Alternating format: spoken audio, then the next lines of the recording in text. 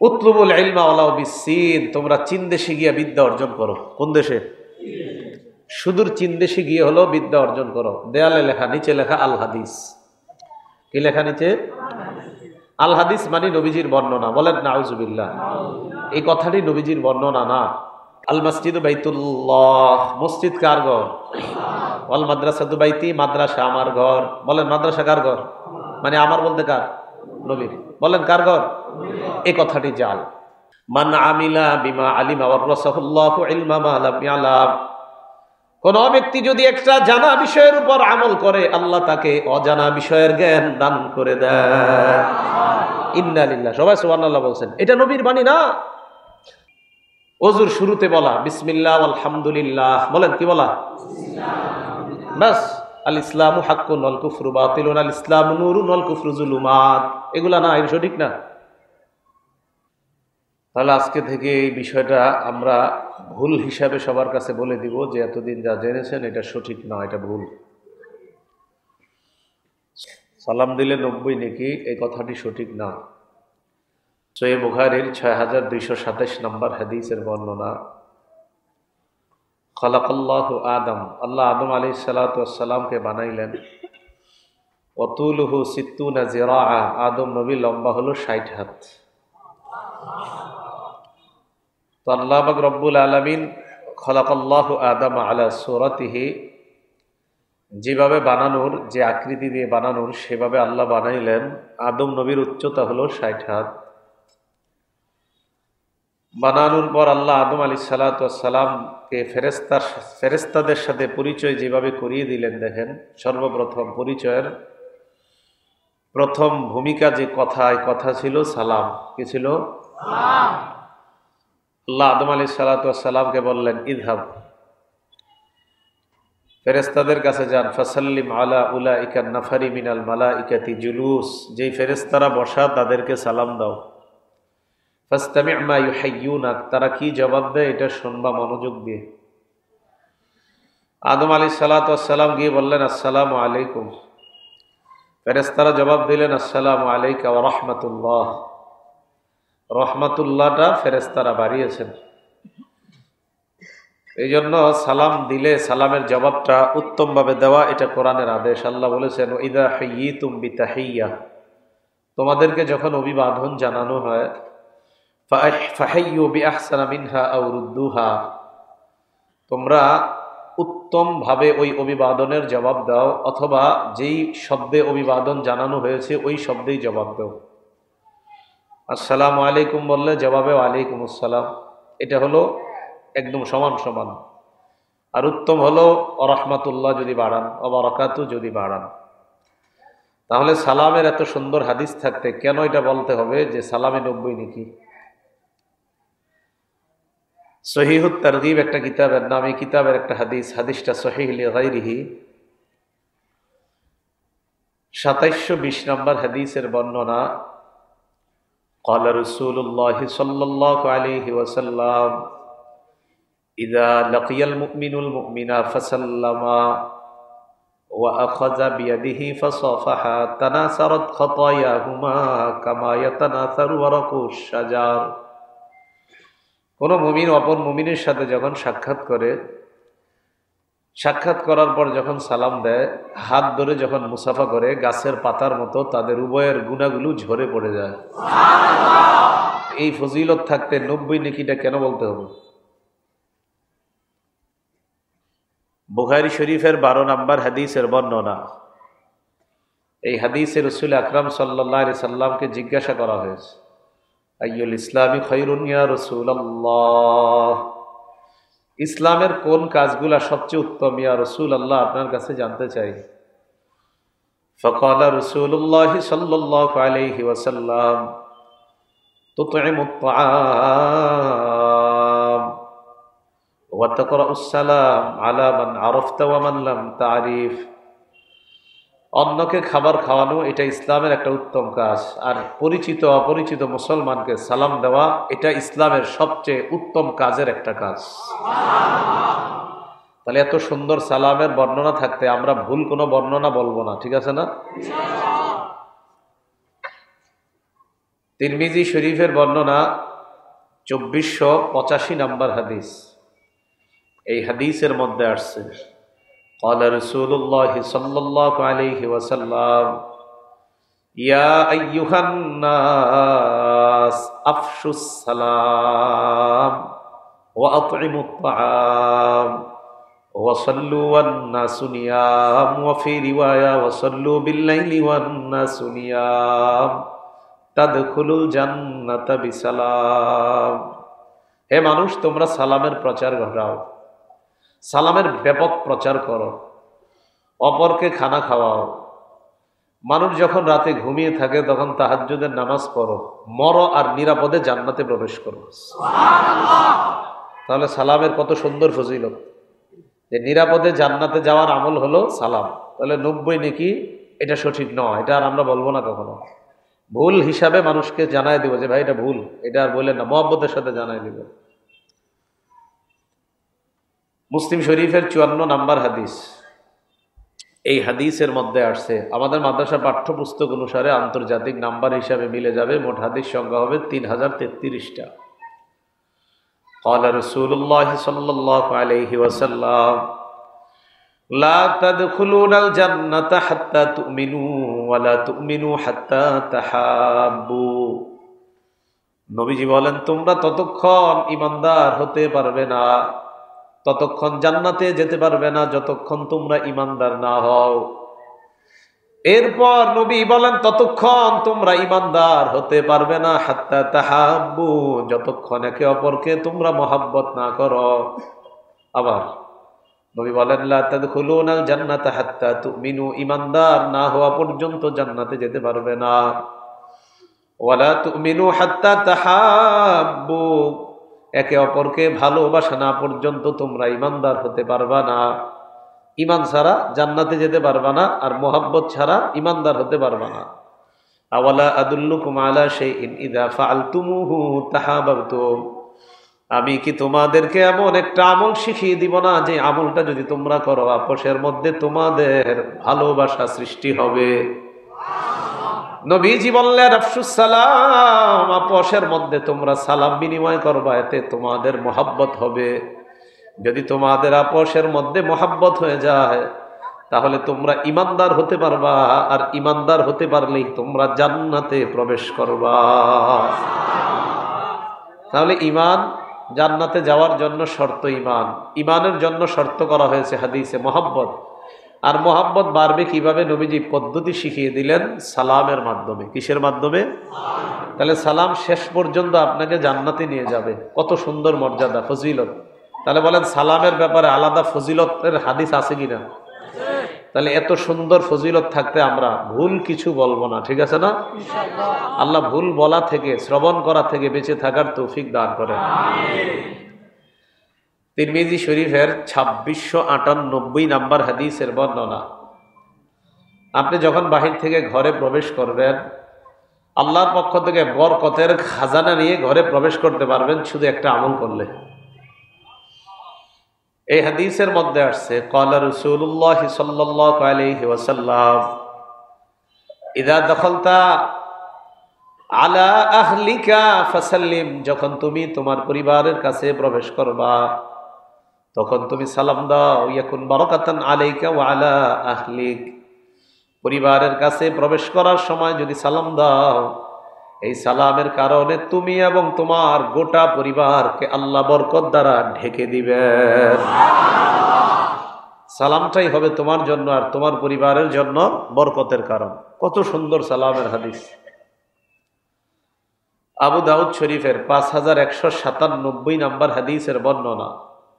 ক্বালা রাসূলুল্লাহ সাল্লাল্লাহু আলাইহি ওয়াসাল্লাম ইন্না আওলান নাস বিল্লাহ মান বাদাআহুম বিসসালাম, মানুষের মধ্যে ওই মানুষটা, ওই ব্যক্তিটা আল্লাহর অধিক কাছাকাছি। যেই ব্যক্তিটা মানুষকে আগে সালাম দেয় ওই মানুষটা আল্লাহর তত কাছাকাছি হয়ে যায়। যে আগে সালাম দেয় সে আল্লাহর অনেক কাছাকাছি হয়ে যায়। কথা বুঝে আসছে না? রাসূল আকরাম সাল্লাল্লাহু আলাইহি সাল্লাম সালামের ব্যাপারে সর্বোচ্চ 40 নেকি পর্যন্ত একটা বর্ণনা পাওয়া যায়, 30 নেকি পাওয়া যায়, 40 নেকি পাওয়া যায় একটা শিথিল সনদের মাধ্যমে 40 নেকি, আর বিশুদ্ধ সনদে 30 নেকি পর্যন্ত আছে। আবু দাউদ শরীফের 5195 নাম্বার হাদিসের বর্ণনা, জাআ রাজুলুন ইলান নবী সাল্লাল্লাহু আলাইহি ওয়াসাল্লাম, এক ব্যক্তি আল্লাহ নবীর কাছে আসলেন, আসার পর ফাসাল্লামা, আল্লাহ নবীকে সালাম দিলেন, ফারাদ্দা আলাইহিস সালাম, নবী তার সালামের জবাব নিলেন, জবাব নেওয়ার পর সুম্মা জালাসা, যিনি সালাম দিলেন তিনি বসে যায়। নবী বললেন আশার, 10 নেকি। কয় নাকি? যে সালাম দিছে কয় নাকি বললেন? 90টা কোত্থেকে আসলো? তাহলে যে সালাম দিল কয় নাকি পেল? 10 নাকি। এরপর আরেক ব্যক্তি আসছে, আসার পর ফাসাল্লামা আলা নবী সাল্লাল্লাহু আলাইহি ওয়াসাল্লাম, আল্লাহ নবীকে সালাম দেয়, সালাম দেওয়ার পর ফারাদ্দা আলাইহিস সালাম, নবী সালামের জবাব নেয়। নবীজি সালামের জবাব নেওয়ার পর ফাজালাসা, দ্বিতীয় ব্যক্তিটাও বসে যায়। আল্লাহ নবী বললেন, দ্বিতীয় যে ব্যক্তিটা আসছে এই ব্যক্তিটা নবীকে বলেছিলেন আসসালামু আলাইকুম ওয়া রাহমাতুল্লাহ। প্রথম ব্যক্তি বলেছিলেন আসসালামু আলাইকুম। প্রথম ব্যক্তি কি বলছে? নবী বললেন 10। দ্বিতীয় ব্যক্তি আইসা বলছে আসসালামু আলাইকুম ওয়া রাহমাতুল্লাহ। আল্লাহ নবী তার সালামের জবাব নেওয়ার পর বললেন 20। কত?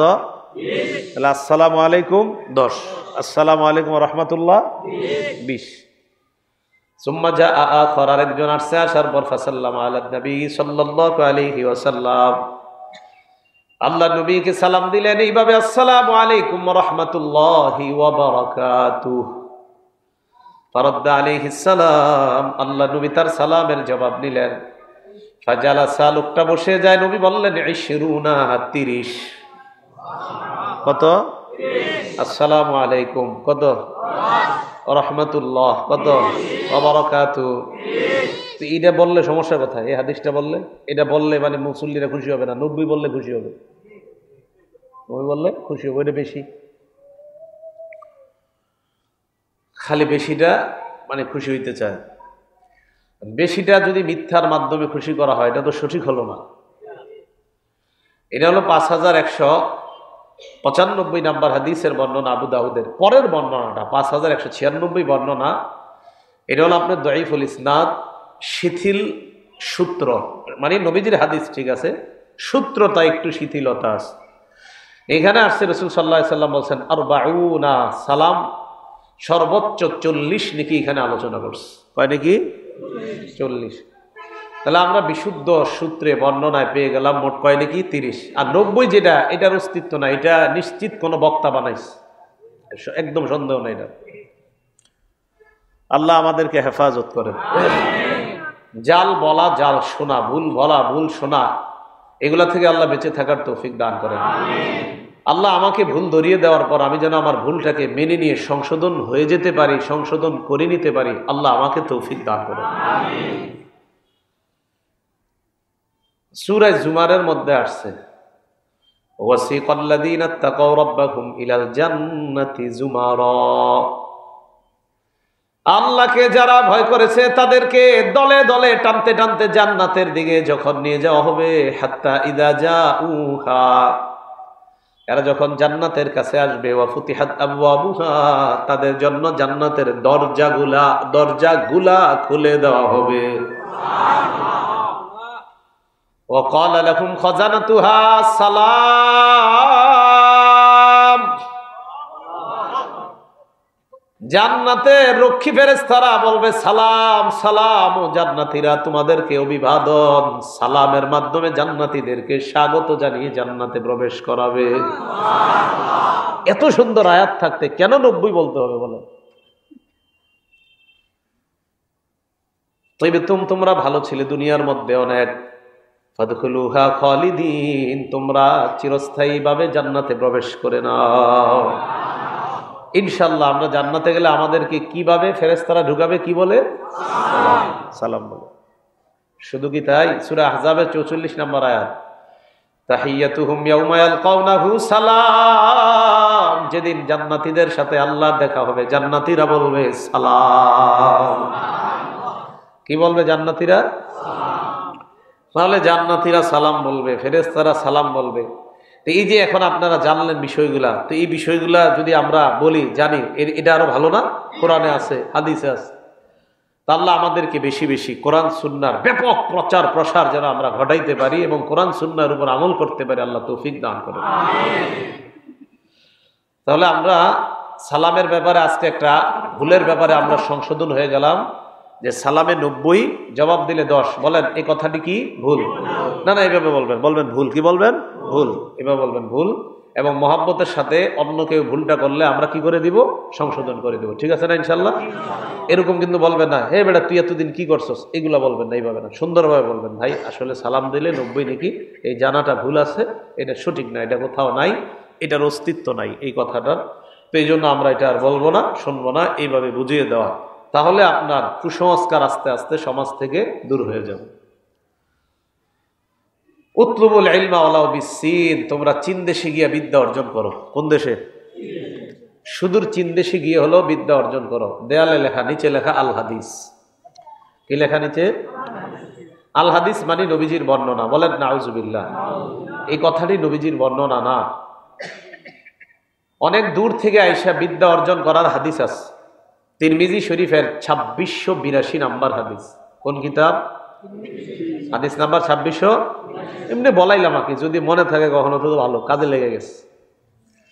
তো 2682 নাম্বার হাদিসের বর্ণনা কাইস ইবনে কাসির থেকে বর্ণনা। তিনি বলেন, তাহলে আগে এতটুকু আমরা বুঝি, দেয়ালে যে লেখা তোমরা সুদূর চীন দেশে গিয়ে বিদ্যা অর্জন করো, নিচে আল হাদিস লেখা, কথাটা কি সঠিক না ভুল?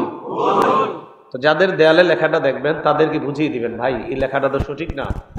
কোন শিক্ষা প্রতিষ্ঠানের দেয়ালে লেখা দেখলে বুঝিয়ে দিবেন যে এই লেখাটা সঠিক না। মহব্বতের সাথে বুঝিয়ে দিবেন যে নিচে আল হাদিস শব্দটা মুইসা দেন। তো বলবে এটা অমুকে বলছে, আপনি বলবেন যে অমুকের নামটা লেখেন, নিচে আল হাদিস লেখেন। আল হাদিস মানে আমার নবীর কথা, আমার নবী কথা বলে নাই। কি কথা বুঝে আসছে? তো তিরমিজি শরীফের 2682 নাম্বার হাদিসের বর্ণনা। এই হাদিসের মধ্যে আসছে কাইস ইবনে কাসির রহমতুল্লাহ আলাই বলেন, দামেস্কের মসজিদে আমি বসা। আবু দাউদ শরীফে হাদিসটা আছে। নবীজির সাহাবা আবু দারদা রাদিয়াল্লাহু তাআলা দামেস্কের মসজিদে বসা। দেখেন হাদিসটা শোনেন মন দিয়ে। আমার কষ্টটা কোথায় জানেন? এত সুন্দর হাদিস থাকতে কেন এটা বলতে হবে যে সুদূর চীন দেশে গিয়ে বিদ্যা অর্জন করো? এখন হাদিসটা শোনেন, কত সুন্দর হাদিস। কদিমা রাজুলুম মিনাল মাদিনাতি ইলা দিমাশক ইলা আবি দারদা রাদিয়াল্লাহু তাআলা আন।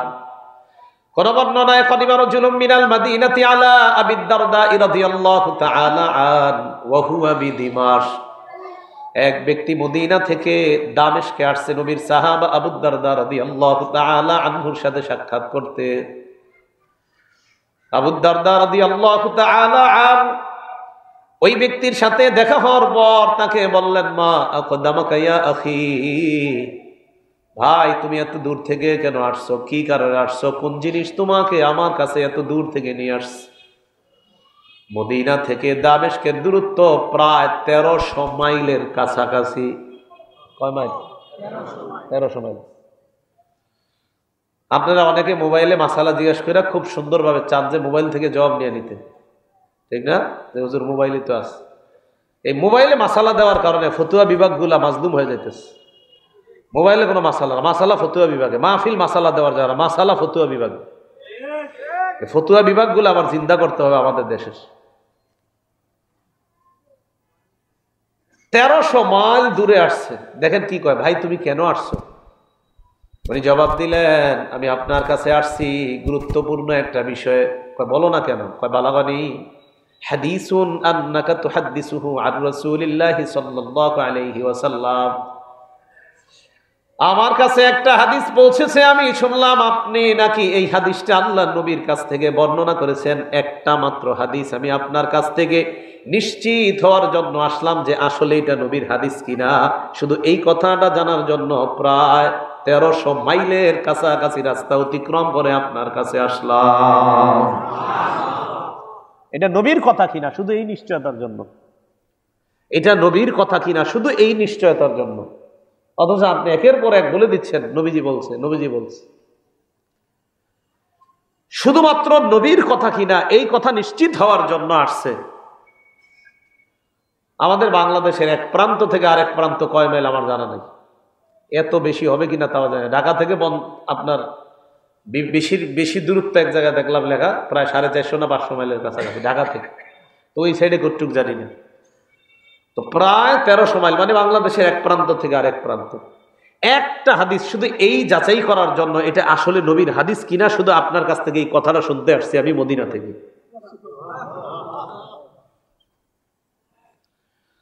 তো পরে বলে কি, আমা কদিমতালি তিজারত, তুমি কোনো ব্যবসার জন্য আসো নাই? কয় না, কোনো ব্যবসা করতে আসি নাই। আমা কদিমতালি হাজা, তুমি কোনো প্রয়োজনে আসো নাই? কয় না, না আমি কোনো প্রয়োজনে আসি নাই, শুধু একটা হাদিসের ব্যাপারে যাচাই করতে আসলাম। আবু দারদা রাদিয়াল্লাহু তাআলা আনহু বললেন, হ্যাঁ নবীজির কাছ থেকে আমি এই হাদিস শুনেছি, মান সালাকা তরিকাই ইয়াবতাগি ফিহি ইলমা সালাকাল্লাহু বিহি তরিকান ইলাল জান্নাহ। এটা তিরমিজির বর্ণনা। অন্য কিতাবের বর্ণনা, সাখালাল্লাহু লাহু বিহি তরিকান ইলাল জান্নাহ। আল্লাহ নবী বলেছেন, কেউ যদি বিদ্যা অর্জন করার জন্য রাস্তা অবলম্বন করে, আল্লাহ পাক রব্বুল আলামিন তাকে জান্নাতে যাওয়ার রাস্তা সহজ করে দেয়। তাহলে বিদ্যা অর্জনের রাস্তা অবলম্বন করলে কিসের রাস্তা সহজ হয়?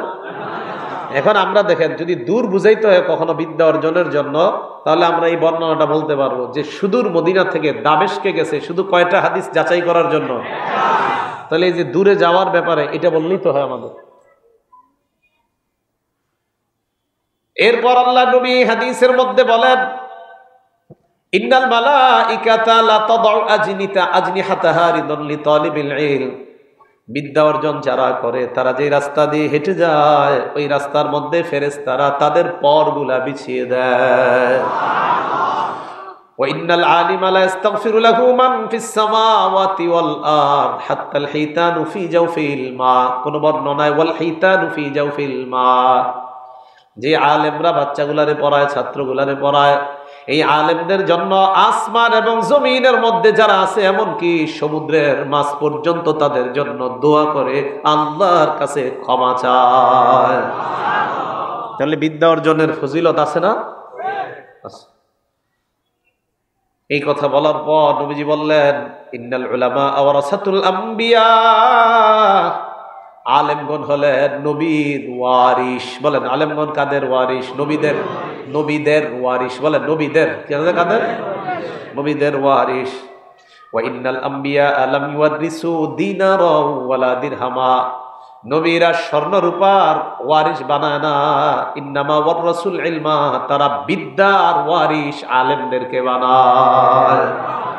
কোরআন সুন্নাহর ওয়ারিস নবী আমাদেরকে বানিয়ে গেছে। তো আমি কেন এখানে বসে বলতে হবে সালামে 90 নাকি?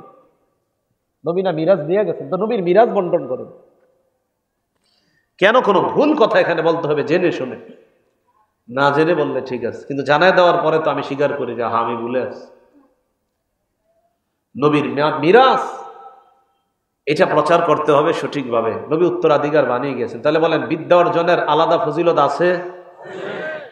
আল্লাহ আমাদেরকে ফজিলত সম্বলিত যেই বিষয়গুলা নবীর থেকে আছে, ওইগুলা যেন নবীর নাম বলে ওইগুলাই বলতে পারি যা নবী বলেছেন। আল্লাহ আমাদেরকে তৌফিক দান করেন। রাসূল আকরাম সাল্লাল্লাহু আলাইহি সাল্লাম মুসলিম শরীফের এক হাদিসের মধ্যে বলেন, এই মাদ্রাসাগুলা সম্পর্কে আলোচনা করছেন নবীজি। 2699 নম্বর হাদিস। ক্বালা রাসূলুল্লাহ সাল্লাল্লাহু আলাইহি ওয়াসাল্লাম। হাদিসটা লম্বা, শেষের দিকে আছে দেখবেন। মাজতামা কওমুন ফি বাইতিন মিন বুয়ুতিল্লাহ। কোন সম্প্রদায় যখন কোন ঘরের মধ্যে একত্রিত হয়ে যায়, একত্রিত হওয়ার পর ইয়াতলুনা কিতাবাল্লাহ, আল্লাহর কোরআন তেলাওয়াতের জন্য একত্রিত হয়ে যায়, হেফজখানা মাদ্রাসা।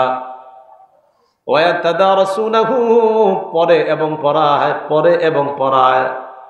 এক ঘরের মধ্যে একত্রিত হয় আল্লাহর কোরআন তেলাওয়াত করার জন্য, পড়ার জন্য এবং পড়ানোর জন্য। ইল্লা নাযালাত আলাইহিমুস সাকিনা, তাদের উপর আল্লাহর পক্ষ থেকে প্রশান্তি সাকিনা অবতীর্ণ হয়। ওয়া গাশিয়াতহুমুর রাহমাত, তাদেরকে আল্লাহর রহমত বেষ্টন করে রাখে, আচ্ছাদিত করে রাখে, ঢেকে রাখে রহমত তাদেরকে। ওয়া হাফাতহুমুল মালাইকা, এই আলেম ছাত্রগুলারে আল্লাহর ফেরেশতারা চারদিক থেকে বেষ্টন করে রাখে। তাহলে আলেমদের মর্যাদা সম্বলিত সঠিক বর্ণনা আছে না? আমরা এগুলাই বলবো। আল্লাহ তৌফিক দান করেন। তিরমিজি শরীফের 2647 নম্বর হাদিসের বর্ণনা। ক্বালা রাসূলুল্লাহ সাল্লাল্লাহু আলাইহি ওয়াসাল্লাম, নবীজি বলেন, মান খারাজা ফি তালাবিল ইলম কানা ফি সাবিলিল্লাহি হাত্তা ইয়ারজিআ। কি কয় দেখেন, যে ব্যক্তি ইলম অন্বেষণে বের হয়ে যায়, ওই ব্যক্তি ঘরে ফিরে আসার আগ পর্যন্ত আল্লাহর রাস্তায় থাকে। সুবহানাল্লাহ। ইলম অন্বেষণে যে বের হয়, ঘরে আসার আগ পর্যন্ত কার রাস্তায় থাকে?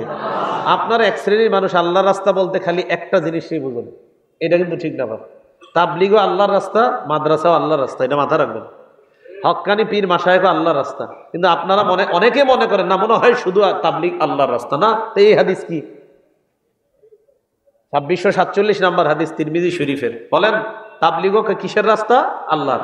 মাদ্রাসার পড়ানো কোরআন হাদিস বিদ্যা এগুলো কিসের রাস্তা? হ্যাঁ, আমরা যেন এরকম না বলি যে একমাত্র তাবলিগটাই আল্লাহর রাস্তা, না, তাবলিগও আল্লাহর রাস্তা। হক্কানি আল্লাহওয়ালা পীর মাশায়েখ তাদের কাজটাও আল্লাহর রাস্তার কাজ।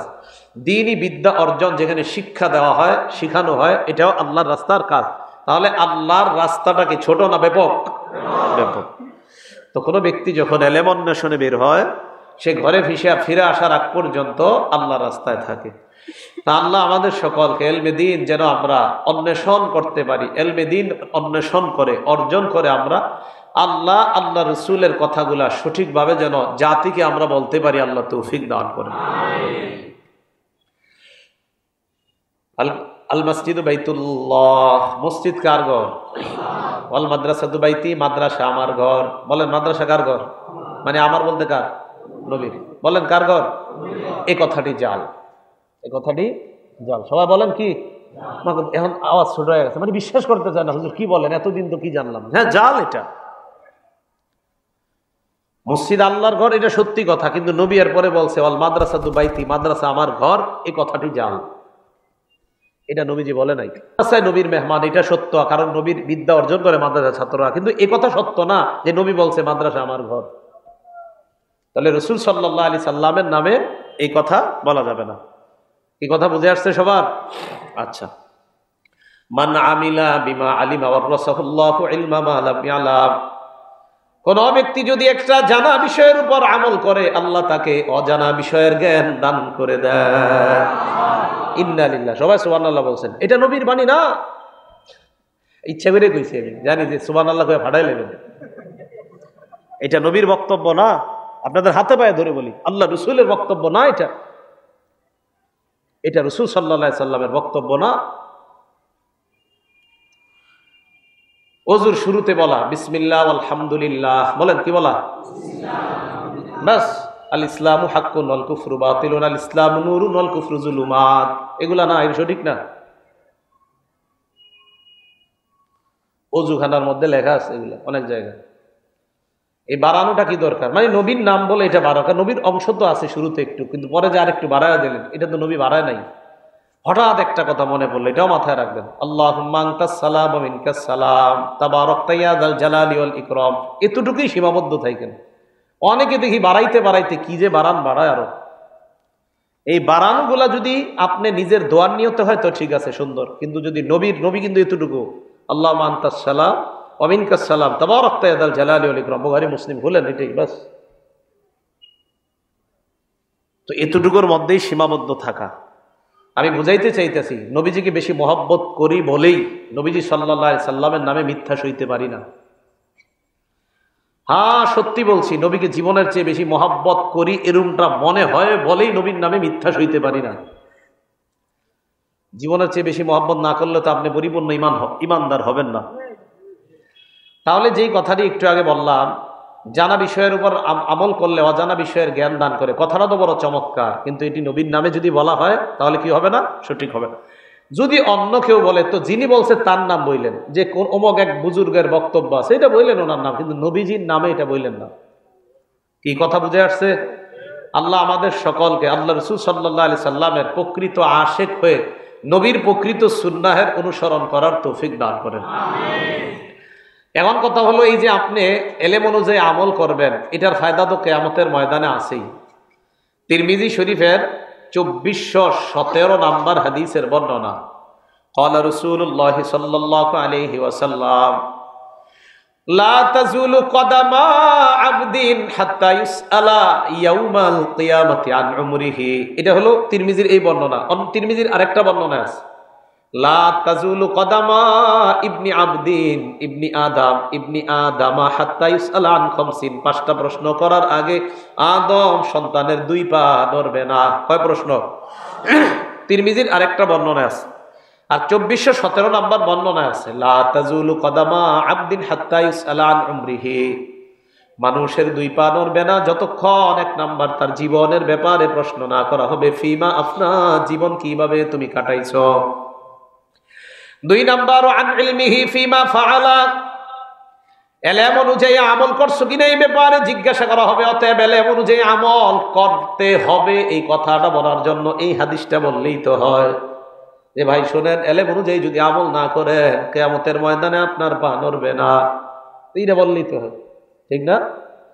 নবীজি বলেন এলেমের ব্যাপারে জিজ্ঞাসা করা হবে, যা জানছো এই অনুযায়ী আমল করছো কিনা 2 নাম্বার। 3 নাম্বার আদমালিহি মিন আইনা ইকতাসাবা, সম্পদের ব্যাপারে জিজ্ঞাসা করা হবে, সম্পদ কোত্থেকে কামাই করলা। ওয়া ফিমা আনফাকা, সম্পদ কোথায় খরচ করলা, এই ব্যাপারে প্রশ্ন করা হবে 4 নাম্বার। 5 নাম্বার আন জিসমিহি ফিমা আবলা, শরীর সম্পর্কে জিজ্ঞাসা করা হবে। রাত 12টা 1টার পর দরজা লাগায়া মা বাবার অগোচরে তুমি মোবাইল হাতে নিয়ে কি করছো, শরীরের উপর কোনো জুলুম করছো কিনা জিজ্ঞাসা করা হবে। এই হলো 5 নাম্বার প্রশ্ন। তাহলে 5টার মধ্যে একটা হলো এলেম অনুযায়ী আপনি আমল করছেন কিনা, এই প্রশ্ন আল্লাহ করবেন। তাহলে এটা হলো সঠিক বর্ণনা, এটা শুদ্ধ বর্ণনা। আর আগে যেটা বললাম এটা নবীর বর্ণনা না। বলেন এটা কার বর্ণনা? না, নবীজির বর্ণনা না। সুলাইমান নবী আল্লাহর কাছে বললেন, আল্লাহ আমি তোমার সব মাখলুককে একদিন মেহমানদারি করতে চাই। সুলাইমান নবীকে আল্লাহ পারমিশন দিছে, দেওয়ার পর জিনের মাধ্যমে বিভিন্ন শক্তিশালী প্রাণীর মাধ্যমে খানা জমা করলেন। করার পর প্রাণীদেরকে এবার আল্লাহর কাছে বললেন, আল্লাহ প্রাণী পাঠান খাওয়ার জন্য। বিশাল বড় এক প্রাণী আইসা 1 লোকমায় সব খায় ফেলছে। কি করে ফেলছে? খাওয়ার পরে ওই প্রাণী কয়, ওই সুলাইমান নবী খানা কই, আর আমার তো পেট ভরে না। কয় মানে কি? আমার আল্লাহ তো আমারে ডেলি যা দরকার আমাকে তা খাওয়ায়। সুবহানাল্লাহ। হ্যাঁ, না সুবহানাল্লাহ না, এটা মিথ্যা কথা। এই যে বর্ণনাটি বললাম এটি বানানো গল্প। বলেন কি গল্প? এই গল্পের কোনো ভিত্তি নেই, এই গল্পের কোনো ভিত্তি নেই, কোনো ভিত্তি নেই। আমি তাকিদ করেই বলছি, এই গল্পের কোনো ভিত্তি নেই। ভিত্তি থাকলে আমার জানায় না, আমি পরবর্তী কোনো মাহফিলে বলে দিই। আমি ওভার কনফিডেন্স নিয়ে বলছি, এই গল্পের কোনো ভিত্তি নেই। এটা জাল, এটা বানোয়াট গল্প, এটার কোনো ভিত্তি নেই। তাহলে অনেক শুনছেন, অনেক সুবহানাল্লাহ বলছেন জীবনে, তাহলে এই যে গল্পটি বললাম এটা কি সঠিক না ভুল? সঠিক। কি সঠিক? হলো 12 নম্বর পারার শুরু আয়াতটা বললেই তো হয়, ওয়া মা মিন দাব্বাতিন ফিল আরদি ইল্লা আলাল্লাহি রিজকুহা। এই পৃথিবীতে যত প্রাণী আছে, যার যা লাগে সব প্রাণীর রিজিকের ব্যবস্থা কে করেন? আল্লাহ। বাস খালাস। তো এইটা বলা কি দরকার? যে আর সুলাইমান নবী বা এমন প্রশ্ন আল্লাহরে করবে কেন, আল্লাহ আপনি পাঠান। এটা একজন নবী এরকম কথা আল্লাহকে বলতে পারে না। এটা একজন নবীর নামে মিথ্যা কথা। আল্লাহ আমাদের সকলকে সমাজে ছড়িয়ে থাকা এই মিথ্যাগুলা থেকে যেন বেঁচে থাকতে পারি আল্লাহ তৌফিক দান করেন। দেয়ালে আরেকটা লেখা আছে, মিদাদুল উলামা আফজালু মিন দামিশ শুহাদা। বিদ্যানের কলমের কালি শহীদের রক্তের চেয়ে দামি। নাউজুবিল্লাহ বলেন। বিদ্যানের কলমের কালি অনেক দাম, শহীদের রক্তের চেয়ে দামি, এই কথা বইলা নিচে লেখা আল হাদিস, এটা মিথ্যা কথা। বিদ্যানের কলমের কালি শহীদের রক্তের চেয়ে দামি, এই কথা বলা এটা সঠিক না, এটা জাল বর্ণনা। তাহলে বিদ্যানের কলমের কালি যদি কোনো দেয়ালে লেখা দেখেন কারো প্রতিষ্ঠানে, মহব্বতের সাথে বলে দিবেন, ভাই নিচে আল হাদিসটা লিখেন না। এই বক্তব্যটা যদি কোনো মনীষীর হয়ে থাকে মনীষীর নামটা লিখে দেন। কি লিখে দিবেন? মনীষীর নামটা লিখে দেন, কিন্তু আল হাদিস লিখলে আমার নবীর উপর একটা মিথ্যা অপবাদ দেওয়া হয়। ভাই কথাগুলা কি সবার বুঝে আসছে? তাহলে এই কথাগুলা সমাজে ছড়িয়ে ছিটিয়ে থাকা, এইগুলা বলা যাবে না। আল্লাহ আমাদের সকলকে এই জাতীয় মিথ্যা বানোয়াট কথা, গল্প কল্প কাহিনী বলা শোনা থেকে আল্লাহ বেঁচে থাকার তৌফিক দান করেন। সহিহ বুখারীর 109 নম্বর হাদিসের বর্ণনা, ক্বালা রাসূলুল্লাহ সাল্লাল্লাহু আলাইহি ওয়াসাল্লাম মাইয়াকুল আলাইয়া মা লাম আকুল, আমি যা বলি নাই আমার নাম নিয়ে যদি কেউ বলে দেয়, ফাল্যাতাবাওয়া মাকআদাহু মিনান নার, সে যেন তার ঠিকানা জাহান্নামে বানায় নেয়। পায়ে ধরি, নবী যা বলে নাই তা নবীর নামে বললেন না। মসজিদের মধ্যে যখন বান্দা কথা বলে ফেরেশতা বলে ইয়া ওলি আল্লাহ উসকুতু, আল্লাহর ওলি তুমি চুপ করো। আবার যখন কথা বলে ফেরেশতা কয় ইয়া আব্দাল্লাহ উসকুতু, আল্লাহর বান্দা তুমি চুপ করো। আবার যখন কথা বলে ফেরেশতা বলে ইয়া আদু আল্লাহ উসকুতু, আল্লাহর শত্রু তুই চুপ কর। শুনতে কত চটকদার, কত সুন্দর লাগে। আর বলা হয় নবী নাকি এটা বলছে। কোন জায়গায় কইছিলেন? হ্যাঁ, কোন জায়গায় বলছিলেন? তাহলে এই কথাটিও সঠিক নয়। কেউ যদি কোথাও বলে মহব্বতের সাথে মায়া করে এক কাপ চা পান করায় বলবেন ভাই যে বর্ণনাটি আপনি বলেছেন এটা সঠিক না, এটা আর বলবেন না, এটা আমার নবীর নামে চালিয়ে দিবেন না। মনে থাকবে তো ইনশাল্লাহ? তাহলে আজকে আমাদের মূল শিক্ষা হলো ভালোবাসা, মহব্বত। এই মহব্বতে আমরা সব করব, যে মহব্বতের সাথে আমরা বুঝিয়ে দিব। আল্লাহ তৌফিক দান করেন। তাহলে এই যে একটা কথা বললাম, এটা একটা বানোয়াট কথা, এই কথার কোনো ভিত্তি নাই। আল্লাহ এই ভিত্তিহীন কথা থেকে বেঁচে থাকার তৌফিক দান করেন। বিসমিল্লাহ।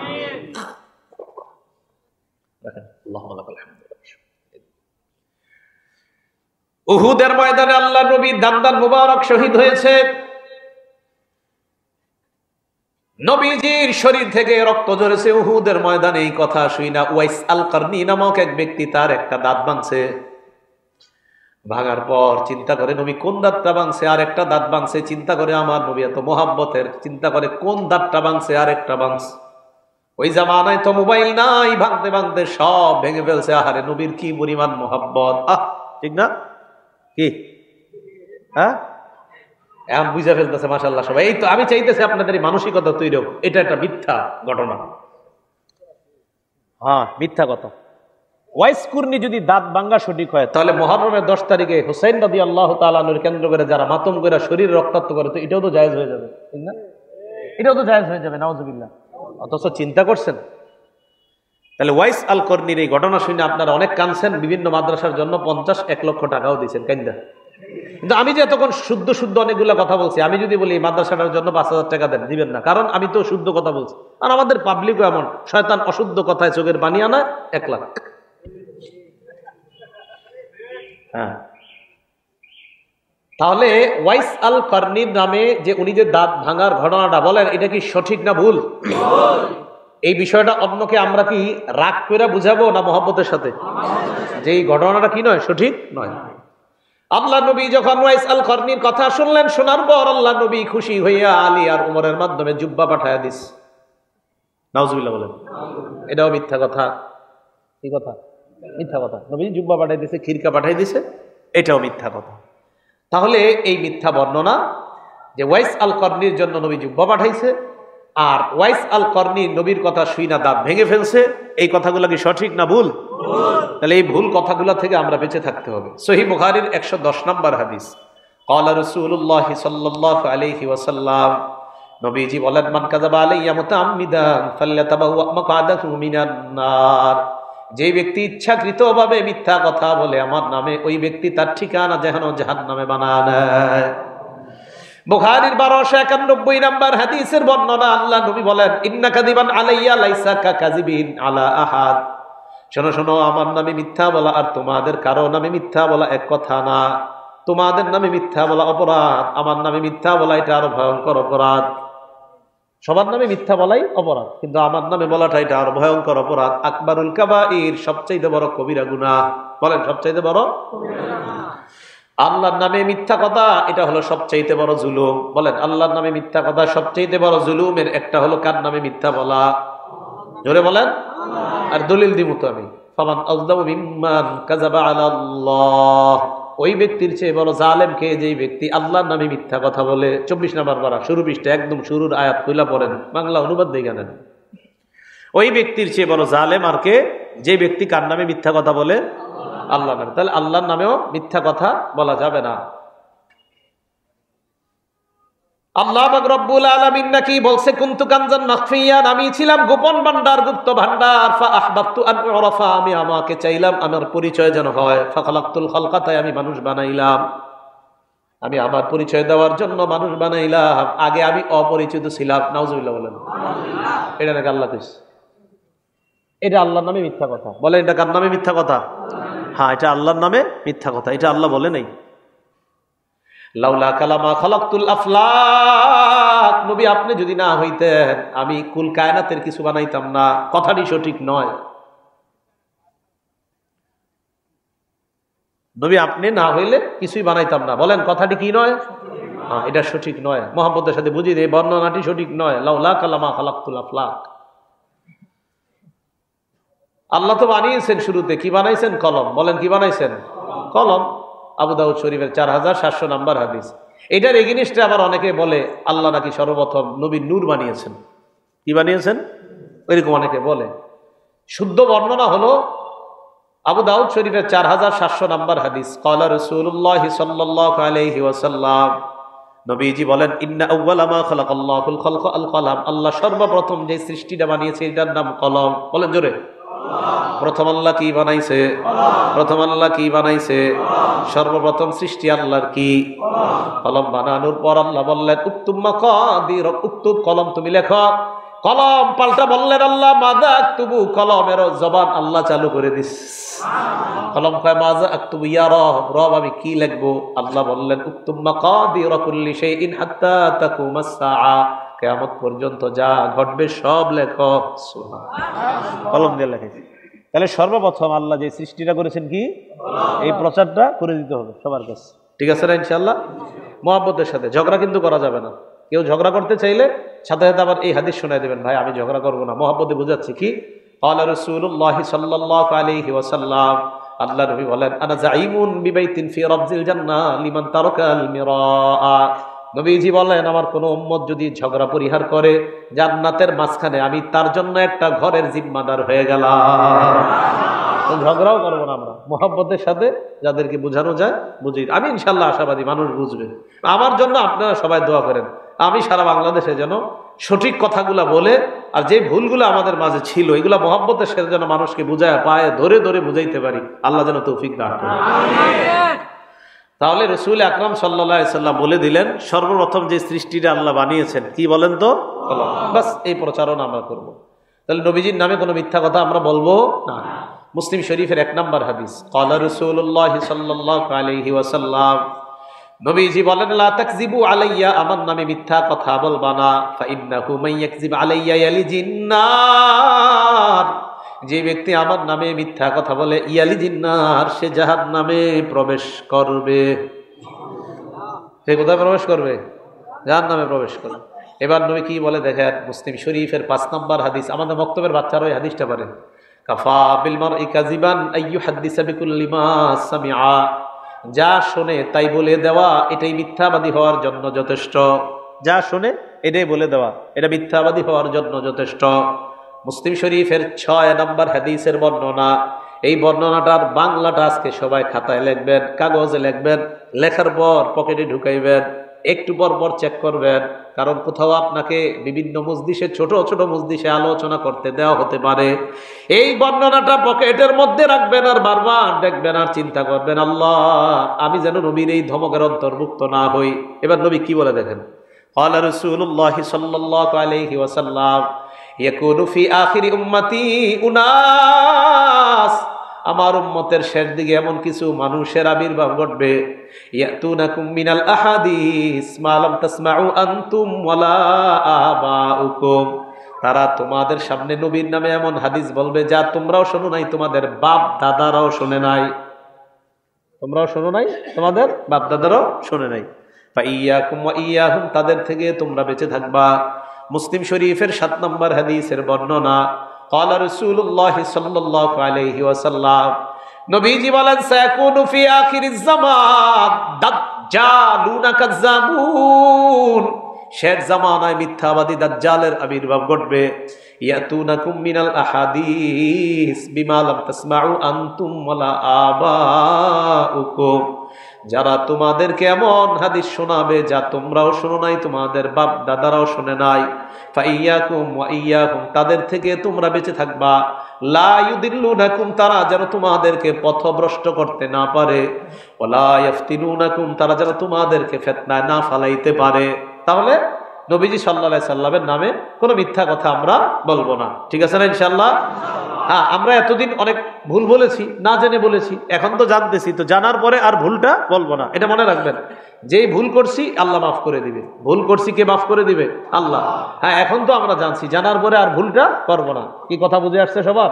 জানার পরে আর ভুল করবো না, ভুল প্রচার করবো না। আল্লাহ আমাদের সকলকে ভুল বলা, ভুল শ্রবণ করা, ভুল প্রচার করা থেকে বেঁচে থাকার তৌফিক দান করেন। রাসূল আকরাম সাল্লাল্লাহু আলাইহি ওয়াসাল্লাম তিরমিজির এক বর্ণনায় বলছে, যতটুকু জানবা আমার হাদিস ততটুকু বলবা। ইত্তাকুল হাদিস ইল্লা মা আলিমতুম, এই শোনো, আমার থেকে হাদিস বলা থেকে সতর্ক থাকবা।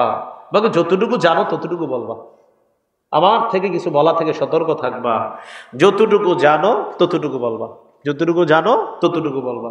তাহলে আমরা বাস আজকে থেকে আমাদের পণ প্রতিজ্ঞা, নবীজি সাল্লাল্লাহু আলাইহি সাল্লামের কথা আমরা বাণী যতটুকু জানবো ততটুকুই বলবো।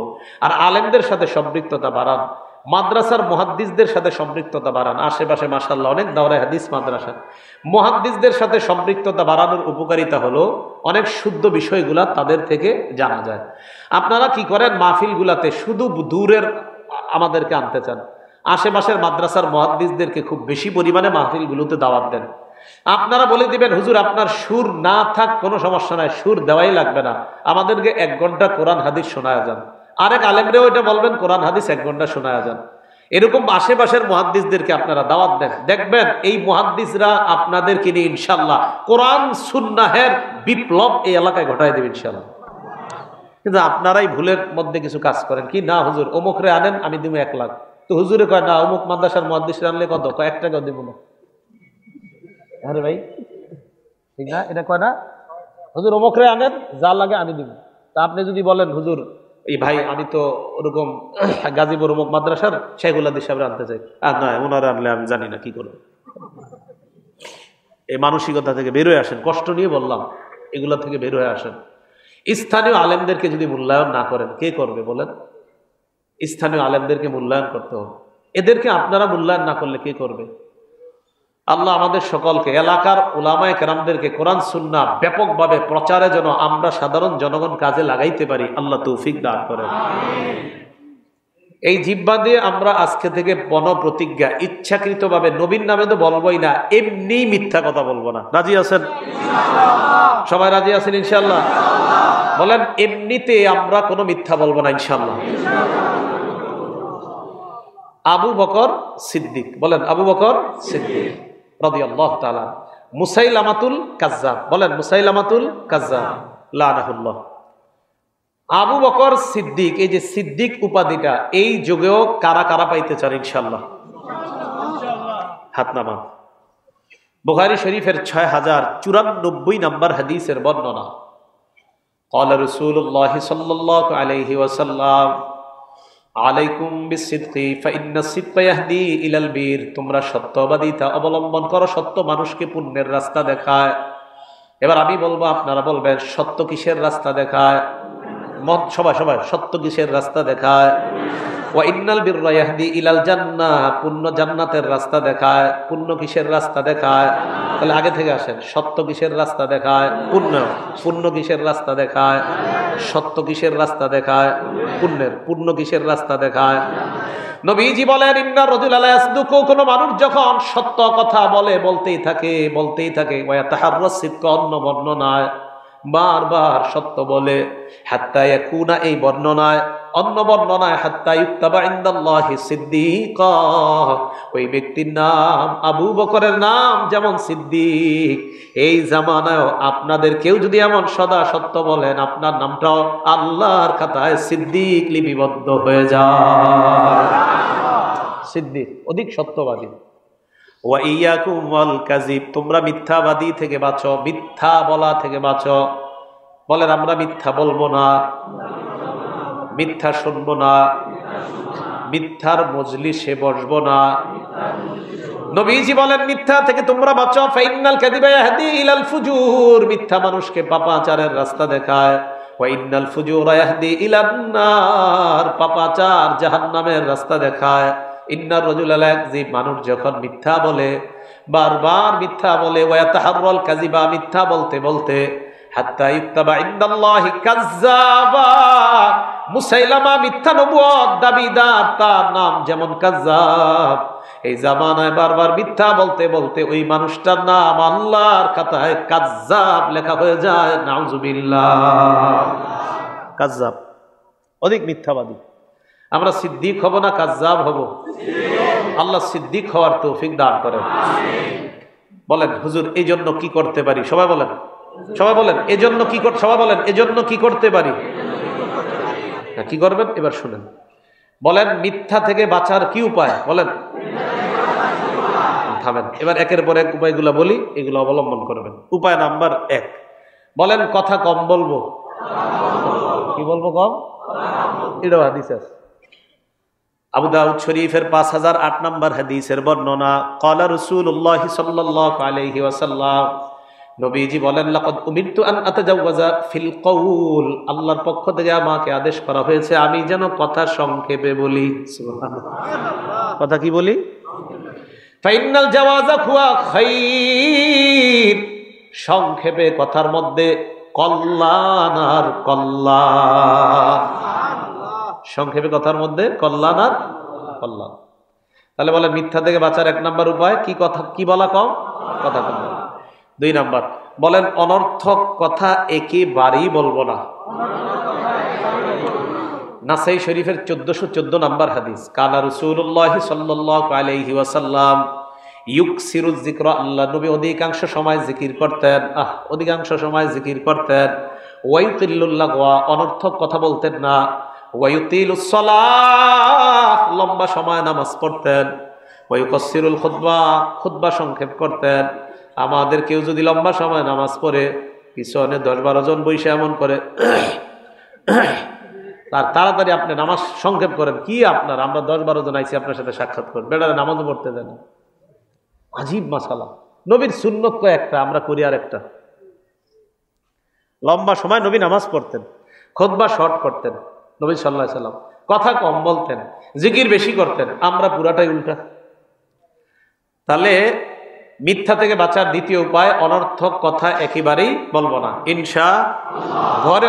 ঘরেও অনর্থক কথাবার্তা বলবো না। ছেলে মেয়ে সবাইকে খুব সুন্দরভাবে চালানো, তাদেরকে বই পুস্তকের মধ্যে রাখা, কায়দা আব্বারার মধ্যে রাখা, একদমই ইলেকট্রনিক মিডিয়ার সাথে তাদেরকে ধারে কাছেই না রাখা ইনশাআল্লাহ। 3 নাম্বার, আমরা আল্লাহ রব্বুল আলামিনের পক্ষ থেকে রাসূল সাল্লাল্লাহু আলাইহি সাল্লামের একটা ধমক সবসময় মনে রাখবো, যে আল্লাহ পাক রব্বুল আলামিন ওই মানুষগুলাকে অপছন্দ করেন যেই মানুষগুলা গরুর জিহ্বা দাঁতের সাথে লাগায়া যেইভাবে আওয়াজ করে, এইভাবে কিছু মানুষ চটকদার কথার মাধ্যমে মানুষকে আকৃষ্ট করে রাখে। নবীজি বলছেন এই মানুষকে আল্লাহ অপছন্দ করে। হ্যাঁ, আবু দাউদ শরীফের 5005 নম্বর হাদিস। কোন কিতাব? হাদিস নাম্বার বিসমিল্লাহ। আমি চিন্তায় আছি এগুলা কি কয়দিন পরে আবার কিতাবে না পাই কিনা খুঁজে। আল্লাহুম্মা লাকাল হামদু ওয়া লাকাশ শুকরু।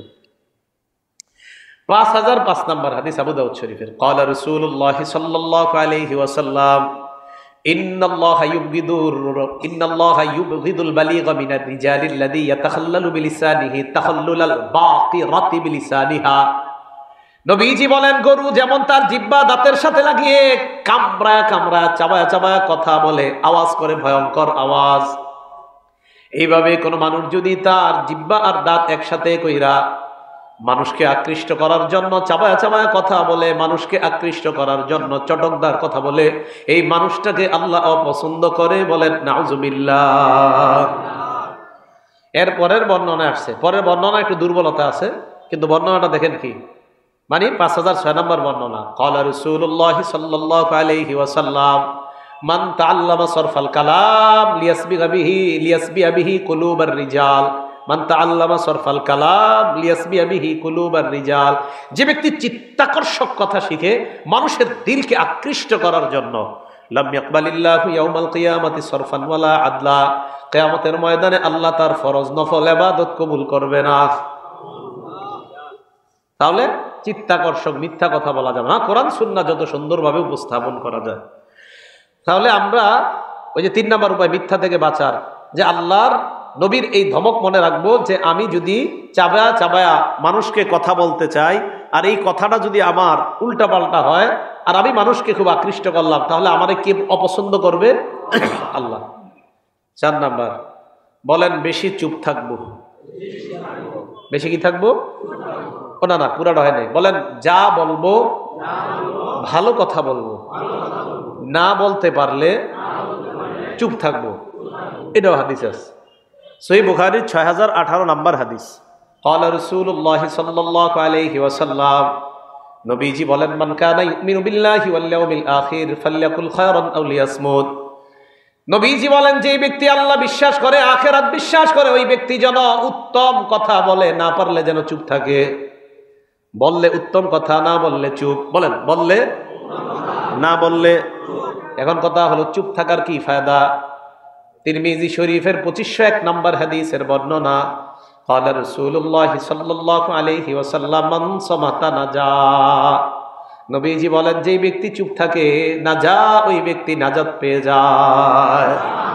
কি ভাই, যে চুপ থাকে সে কি পেয়ে যায়? নাজাত পেয়ে যায়। আর একটা কি হাদিস মনে রাখবেন, বুখারী শরীফের 6473 নম্বর হাদিস, মুগীরা ইবনে শুবা রাদিয়াল্লাহু তাআলা আনহুর বর্ণনা, রাসূলুল্লাহ সাল্লাল্লাহু আলাইহি ওয়াসাল্লাম ইয়ানহা আন কিলা ওয়া ক্বাল। আল্লাহর নবী অনর্থক পেচাল পাড়তে নিষেধ করছেন। আজাইরা বাদানুবাদ করতে নবী নিষেধ করছেন। সামনে নির্বাচন, চা দোকানের সামনে বৈশা 3টা পর্যন্ত হুদাই, মানে বুঝাইবে উনি রাষ্ট্রের সব, এই 3-4 জন বৈশা 5-7 জন বসবে আর কি, চা খাইবার বুঝাইবো, মানে এটা হইলে এটা হবে, ওইটা হইলে এরকম হইতো, মানে এরকম একটা অবস্থা। মানে এদেরকে যদি এই দেশের উপদেষ্টা বানায় দেওয়া হইতো, অথচ এর কথা কিন্তু কেউ গনতেছে না, ঠিক না? আপনারা কষ্ট নিয়েন না, তো এই অনর্থক সময়গুলো কেন নষ্ট করছেন? অনর্থক সময় নষ্ট করা যাবে না। তাহলে আজাইরা পেচাল, এটা নবীজি নিষেধ করেছেন। ওয়াকাসরাতিস সুআল, বেশি প্রশ্ন করতে নবী নিষেধ করছেন। ওয়া ইদাআতিল মাল, সম্পদ অপচয় করতে নবী নিষেধ করছেন। ওয়া মানইন ওয়াহাদ, কৃপণতার ভিক্ষা করতে নবী নিষেধ করছেন। ওয়া ওয়াদিল বানাত, কন্যা সন্তান জীবন্ত পুঁতে ফেলতে আল্লাহ নবী নিষেধ করছেন। তাহলে কি বুঝতে পারলাম আমরা? সালামে কয় নাকি 30 অথবা 40, 40-এ বর্ণনা আছে। তাহলে 90 আর আমরা বলবো না, এবং অন্যদেরকে মহব্বতের সাথে বুঝিয়ে দিবে, এটা আর বলবেন না। মসজিদে কথা বললে, এটা মসজিদে কথা বলবেন না, মসজিদে কথা বলা তো অবশ্যই ঠিক না। মসজিদে 3 কাজ, বলেন কয় কাজ? মুসলিম শরীফের হাদিস, 1 নাম্বার আল্লাহর নামাজ, আল্লাহর জন্য নামাজ পড়া, জিকির করা, কোরআন তেলাওয়াত করা, এই 3 কাজ মসজিদে হওয়া। এখন আবার এক দলের মনে মনে কি আছে জানেন? হুজুরে যে জুমার দিন আলোচনা করে, এটা মনে মনে এসে গেছে, এটাও জিকির। বলেন এটা কি? হ্যাঁ, এটা জিকিরের অন্তর্ভুক্ত, এটা জিকিরের অন্তর্ভুক্ত। এখন মসজিদে কয় কাজ? 3 কাজ। তাহলে কথা বলা ঠিক না, মসজিদে কথা বলা কি না ঠিক না, আমরা কথা বলবো না মসজিদে। হ্যাঁ, এটা বয়ান করতে গিয়ে ওই ফেরেশতা বলে যে তুমি চুপ করো, আল্লাহর ওলি, আল্লাহ দুশ্মন, এটা বলবো না, এটা নবীজির কথা না, এটা নবীজি বলে নাই। এটা আমরা মহব্বতের সাথে বলে দিব।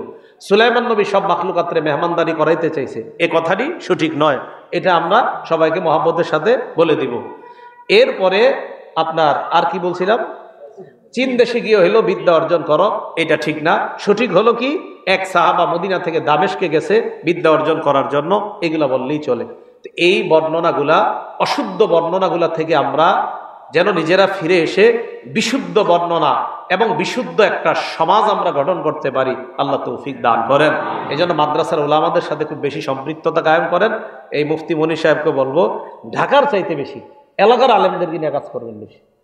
এলাকার মুহাদ্দিস যারা আছে, আপনিও আছেন ভাই, আপনারা এলাকার আলেমদেরকে নিয়ে খুব বেশি কাজ করেন, ব্যাপক কাজ করেন ওলামাদের। আর ইমাম খতিব যারা আছেন, একে অপরের সহযোগী হয়ে যান, কেউ কারো প্রতি বিদ্বেষ রাখেন না, সবাই মিলেমিশে কাজ করেন, ইনশাল্লাহ দেখবেন এতে খুব সুন্দর ফায়দা হবে। আল্লাহ আমাদের সকলকে মহব্বতের সাথে কথাগুলা। ভাই আপনি উঠছেন কেন? বসেন, বসেন না, এতক্ষণ তো বসেছিলেন সুন্দর। কেউ উঠবেন না, কেউ উঠবেন না, কেউ উঠবেন না ভাই, মেহরবানি করে আল্লাহর রাস্তায় করবেন। আস্তে আস্তে। কোনটা কোনটা সমস্যা বলেন বলেন কোনটা? ওপরে আইসেন, আজ বসেন। সুদূর চীন দেশে গিয়ে হলো বিদ্যা অর্জন করো, এটা নবীজির বর্ণনা না, এটা অনেক দেয়ালে লেখা থাকে। তো সেখানে মানুষদেরকে বুঝিয়ে দিবেন যে ভাই এটা নবীজির কথা না। আল হাদিস লেখলে মানে কার কথা হয়? নবীর। তো বলবেন এটা নবীজির কথা না, এটা বুঝিয়ে দিবেন। আরেকটা লেখা থাকে দেয়ালে, বিদ্যার্জনের বিদ্যানের কলমের কালি শহীদের রক্তের চেয়ে দামি। তো নিচে লেখা থাকে আল হাদিস, বুঝিয়ে দিবেন যে এটা আল হাদিস না, এটা নবীর বক্তব্য না। তো যাই হোক, আমার পরে যিনি আলোচনা করবেন আমাদের ছেড়ে তাজ হুজুর, অত্যন্ত মহব্বতের মানুষ এবং ওলামায়ে কেরামের খুবই মহব্বতের মানুষ। হুজুর আলোচনা করবে ইনশাআল্লাহ। আমরা কেউ উঠবো না, আল্লাহর রাস্তে আমরা কেউ উঠবো না, আমরা মেহেরবানি করে কেউ উঠবো না, আমরা মেহেরবানি করে কেউ। আপনাদের কাছে আমি হাত জোর করে আপনার এখান থেকে কেউ নড়বো না। আমরা আমারে আপনারা মুসাফার জন্য জোরাজুরি করবেন না, আস্তে আমাকে বের হতে দিবেন। হুজুর আসবে ইনশাআল্লাহ। হুজুর এসে যেন এই পরিবেশটাই দেখতে পায় ইনশাআল্লাহ। আচ্ছা দেখি হাত তোলেন সবাই আমার সাথে, যারা দাঁড়িয়ে আছেন তারাও হাত তোলেন। আপনারা যাবেন না ইনশাল্লাহ, ঠিক আছে না? আজকে আপনাকে অনেকগুলা শুদ্ধ জিনিস শিখাইছি আর অশুদ্ধ বিষয় থেকে সতর্ক করছি, এই দাবি নিয়ে বলতেছি। যেহেতু অনেক কিছু শিখছি আলহামদুলিল্লাহ, আপনারা কেউ যাবেন না, যাবেন না তো ইনশাল্লাহ? ওলামায়ে কেরাম সাক্ষী থাকেন, আপনাদেরকে সাক্ষী রেখে এরা কেউ যাবে না ইনশাল্লাহ। আল্লাহ তৌফিক দান করেন। আসসালামু আলাইকুম ওয়া রাহমাতুল্লাহি ওয়া বারাকাতুহু।